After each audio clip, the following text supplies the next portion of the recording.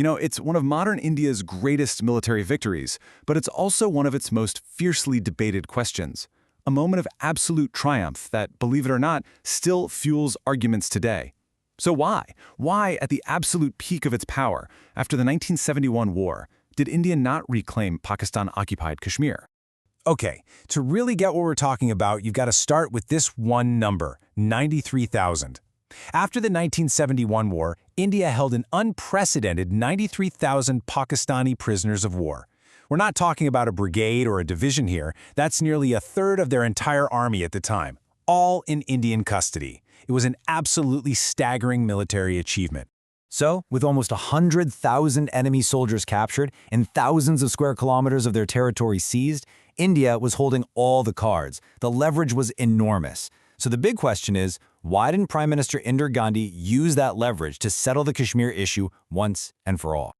To get to the bottom of this, we've got to go back.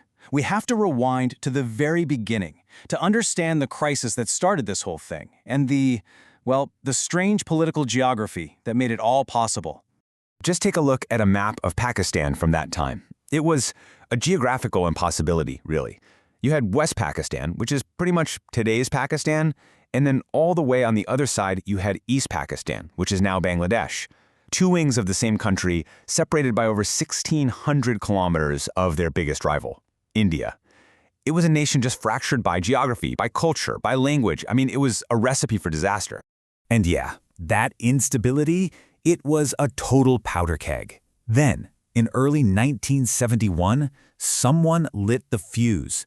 A series of events happened so fast it created a perfect storm, setting the stage for a brutal conflict and a humanitarian disaster on an epic scale.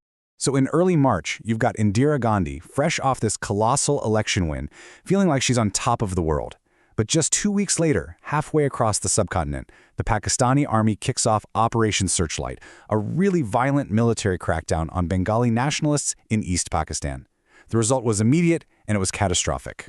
Within weeks, 10 million refugees, fleeing violence, fleeing persecution, poured across the border into India. 10 million. Just let that sink in for a second. For a country already struggling with its own poverty, this was an unthinkable burden. It instantly became one of the largest refugee crises in human history, and the pressure on Indira Gandhi to do something was absolutely immense.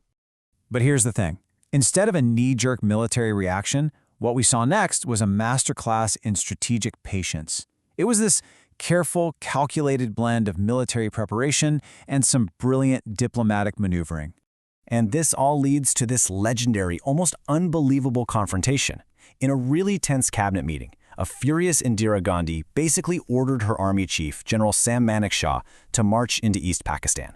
But Manekshaw, in an act of just incredible professional courage, looked his prime minister right in the eye and refused. He even offered his resignation on the spot, because he knew an immediate war would be a total disaster. And Manekshaw's logic? It was cold, hard, and honestly brilliant. He laid out 3 key reasons why they had to wait for winter. First, the monsoon was coming, and it would turn East Pakistan into a giant swamp, completely bogging down India's tank advantage. Second, winter snow would seal off the Himalayan passes, which meant China couldn't intervene. And third, the army just flat out needed time to get ready for a war on a totally new front. Indira Gandhi was impatient, but she listened. So while the military was getting ready, Indira Gandhi was playing this game of high-stakes global chess. Now this part is crucial. Pakistan wasn't acting alone. It was a key Cold War ally of the United States, and it had also built up close ties with China. So you had this powerful US-Pakistan-China axis, and India felt strategically trapped. To counter this, she pulled off a diplomatic masterstroke. In August 1971, she signed a landmark treaty with the Soviet Union. This was the game changer. It gave India its own superpower in its corner and basically neutralized the threat. Then, she went on a world tour, methodically explaining the humanitarian crisis to every global leader who would listen. This even included a famously frosty meeting with a really hostile President Nixon and Henry Kissinger in Washington. She knew she wasn't going to win them over, right? That wasn't the point. The point was to make India's case on the world stage before the conflict began. By November, all the pieces were in place. And all that patience, all that strategy, it really paid off. Because when the war finally did break out, Hooboy wasn't just some regional fight between India and Pakistan, it blew up into a tense naval standoff between the world's superpowers, bringing everyone right to the brink of a much, much larger war. And let's be crystal clear about this. India did not fire the first shot. On December 2nd, Pakistan launched a massive preemptive airstrike called Operation Chingiz Khan. They were hoping to pull off a stunning victory like Israel did in the 1967 Six-Day War. But unlike in '67, India was completely prepared. The Pakistani jets basically flew into a wall of anti-aircraft fire, and the surprise attack was a spectacular failure. So while the war was raging on land, this terrifying drama was unfolding out at sea. The United States, backing Pakistan, sailed its powerful Seventh Fleet, led by an aircraft carrier, right into the Bay of Bengal. It was a classic act of gunboat diplomacy. But thanks to that treaty, the Soviets responded immediately, sending their own nuclear-armed fleet to shadow the Americans. For days, the two navies just stared at each other down in this high-stakes Cold War confrontation, and that gave India the strategic cover it needed to finish the job. And finish the job they did. In a lightning-fast campaign that just stunned the world, the Indian Armed Forces crushed the Pakistani army in the east in just 13 days. On December 16th, in a public ceremony in Dhaka, the Pakistani general signed the instrument of surrender. The war was over, and a brand new nation, Bangladesh, was born. It was an incredible testament to India's military power and its sharp diplomatic game. So the war was won, India's victory was total. It was unambiguous. Which brings us, finally, all the way back to our big question. With Pakistan completely defeated, we're now at the negotiating table in Shimla, where you'd think India held all the power. I mean, just look at the scoreboard here. At the Shimla Peace Conference in July 1972, India's position looked absolutely invincible. The leverage was immense. 93,000 prisoners of war, over 9,000 square kilometers of captured Pakistani territory. And on the other side of the table, Pakistan's new leader, Zulfikar Ali Bhutto, well, he had practically nothing. So why on earth didn't India demand the return of POK? But, like always, what was happening on the surface wasn't the whole story. Behind the scenes, the reality was way more complicated. First off, the superpowers drew a line.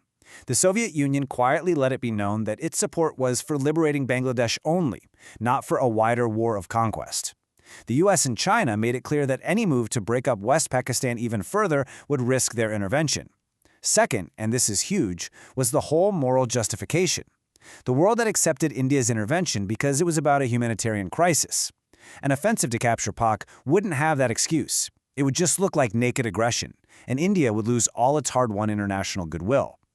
On top of all that, there was the logistical nightmare of fighting in POK's mountains against the dug-in force, especially when India's own resources were already stretched thin. And then, inside the negotiating room, Zulfikar Ali Bhutto played his final, desperate card. And honestly, it's a moment of just breathtaking cynicism. When Indira Gandhi played India's trump card, the 93,000 prisoners, Bhutto just shrugged. He reportedly called them cowards and traitors for surrendering, and basically told India she could keep them.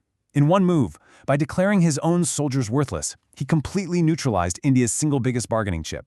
I mean, what good is a hostage if the other side says they don't care if you keep it? So, completely boxed in by these huge international pressures and some stark military realities, Indira Gandhi made a pragmatic, if probably painful, choice. The Shimla Agreement was signed. India would return all 93,000 prisoners and all the captured land.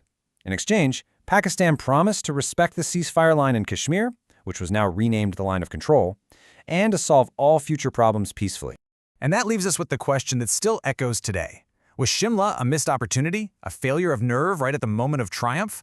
Or was it a pragmatic, calculated choice by a leader who knew the brutal limits of power in a game of global chess? You know, the debate will probably never end, but what's really clear is that the final outcome of 1971 wasn't decided on the battlefield, but in the quiet, hidden hallways of global power. A stark reminder that sometimes, even the most decisive military victory can be reshaped by the stroke of a pen.